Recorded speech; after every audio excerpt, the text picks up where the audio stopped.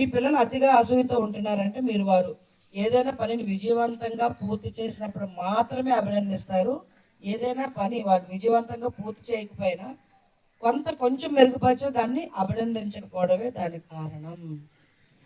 అర్థమైంది ఇది ఎవరికైనా? సెల్ఫ్గా కొన్ని విషయాలు అర్థమైపోతాయి పాయింట్స్. అంటే ఏంటి, ఎవ్రీ టైం 100% మనం అనుకున్న విధంగా వాళ్ళు ఏదైనా మెరుగుపరిచి చేసుకుంటేనే అప్రిషియేట్ చేయడం. సింపుల్ ఎగ్జాంపుల్ తీసుకుందాం. మన పిల్లాడికి ఒక సబ్జెక్ట్లో తక్కువ మార్క్స్ వస్తున్నాయి, అది మ్యాథ్స్ ఫిజిక్స్ ఏదో. ఎన్ని వచ్చాయని అంటాం, వాడు చెప్తాడు ఒక 20 ఎన్నో, తిడతాం. వెంటనే మనం ఏం చేస్తాం, ఈ క్లాస్లో ఎన్ని వచ్చారా వాడికి అంటాం. అదవా 99 మార్కులు అందరికి వస్తే 20 తెచ్చుకున్నాడంట, పెద్ద గొప్పలా చెప్తున్నాడంట. వాడు వీక్, అసలు ఒక 20 తెచ్చుకున్నాడు. సరే ఒక కోచింగ్ ఏదో ట్రైనింగ్ పెట్టాము, నెక్స్ట్ ఎగ్జామ్కి వచ్చేసరికి 40 మార్క్స్ తెచ్చుకున్నాడు. పోనీ అప్పుడేమన్నా మనం అప్రిషియేట్ చేస్తామా? మెరుగుపడ్డాడు కదా. 20 మార్క్స్లో ఉండేవాడు ఒక 40 మార్క్స్ 40%కి వెళ్ళాడు. అప్పుడు కూడా ఏం చేస్తాం, క్లాస్ ఫస్ట్ ఎంతరా, ఎంత క్లాస్ ఫస్ట్ పర్సెంటేజ్ ఎంత, ఆ సబ్జెక్ట్లో ఎలా వచ్చింది, నీకేం తెగులు, నువ్వెందుకు ఎలా తెచ్చుకున్నావు. కానీ అక్కడ మనం మర్చిపోతున్నాం ఫ్రెండ్స్, వాడికి అందులో ఇబ్బంది ఉంది. ఆ సబ్జెక్ట్లో 20 ఉన్నవాడు 40కి వచ్చాడు. మనం ఏం చెప్పాలి, నాన్న 20% నుంచి 40% తెచ్చుకున్నావు కదా నువ్వు మరి కొంచెం టైం పెడితే ఇంక 60%, నువ్వు అది కూడా రీచ్ అయిపోతావు. ఆ 16 చూపించండి. మళ్ళీ వాడికి 100 తెచ్చుకున్నాడుతో పోల్చకూడదు. అప్పుడు వాడికి అసూయ, పక్క వాళ్ళతో పోలిస్తే అసూయ. సింపుల్గా ఓషో గారు చెప్తారు, ఒక గులాబీ పువ్వు ఉంది, దాన్ని మనం ఒక బంతి పువ్వు వాసనతో పోల్చొచ్చా? బంతి పువ్వులో నువ్వు ఎల్లోగా ఎందుకు లేవు, మంచి ఆ వాసన ఎందుకు లేవు అంటే ఎప్పటికైనా ఆ గులాబీ అలా వస్తుందా?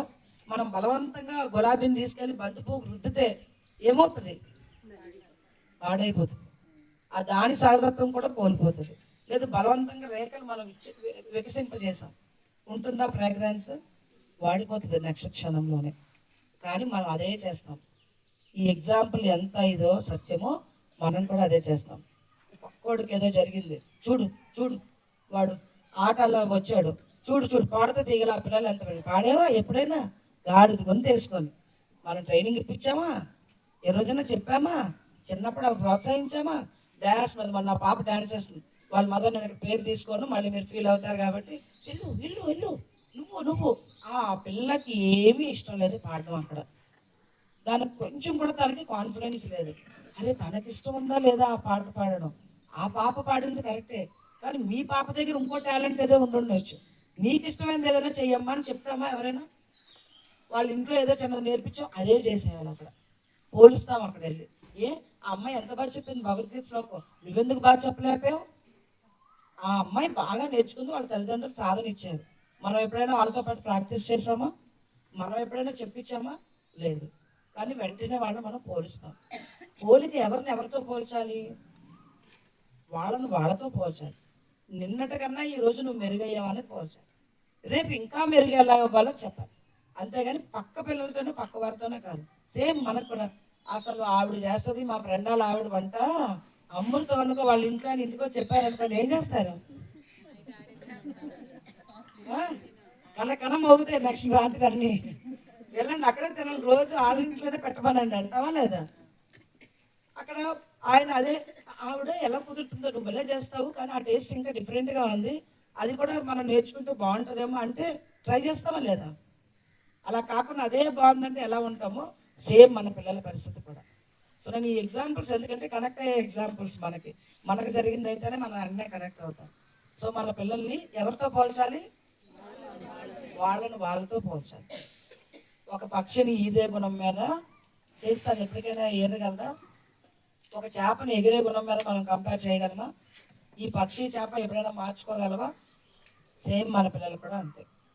వాడు ఆర్టిస్ట్ బాగా అయితే, ఒక పిల్లాడు ఉన్నాడు, నేను కూడా తను వేరే విషయాలు తింటాడు, ప్రతిరోజు మొక్కలకి నీళ్ళు తనే అడిగి మరి, మేడం మనం విత్తనాలు వేసాం కదా వాటికి నీళ్ళు జల్లు వస్తానని అడిగి అక్కడ అది బాగా చేస్తాడు.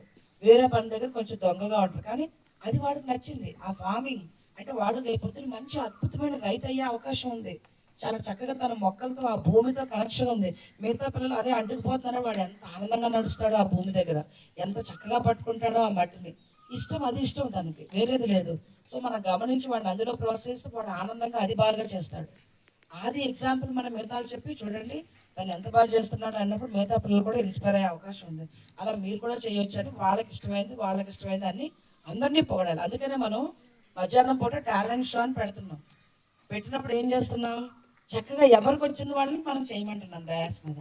అప్పుడు ఓహో నా ఫ్రెండ్స్ ఏదో పెంకి అల్లరి అనుకున్నాను, నా ఫ్రెండ్ ఇంత బాగా కరాటే వచ్చా, మీ పాప మన కరాటే చూపించాక అందరూ ఏదో పెంకిగా మాట్లాడుతుంది అనుకున్నాం, ఇంత బాగా తన బెల్ట్ వచ్చిందా, ఇంత బాగా ట్రైనింగ్ అయిందా, వాళ్ళకి ఇంట్రెస్ట్. సో నెక్స్ట్ ఇంటికి వెళ్ళి వాళ్ళు కూడా ఏదైనా నేర్చుకోవాలనుకుంటారు. ఒకరు డాన్స్ చేస్తున్నారు, ఒకరు చక్కగా పాటలు పాడుతున్నారు, శ్లోకాస్ చెప్తున్నారు, ఒకరిని చూసి ఒకరు ఇన్స్పైర్ అవ్వడానికి పెడతాం, కానీ మనం కంపేర్ చేయట్లేదు. అందరికి అదే క్లాప్స్ కొడతాం.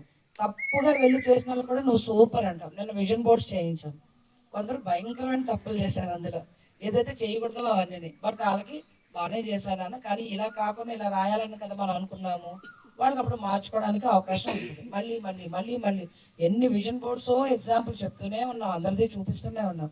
ఒక టైంకి వాడికి ఓకే ఏమేమి నేను చేయకూడదు, ఈ ఫ్రెండ్ ఇది ఇది ఇది మిస్టేక్ అని వాళ్ళకి తెలిసిపోతుంది కాబట్టి. సో ఫస్ట్ ఎంకరేజ్ చేయాలి, తర్వాత వాళ్ళకి అన్నీ మనం చెప్తూ ఉండాలి.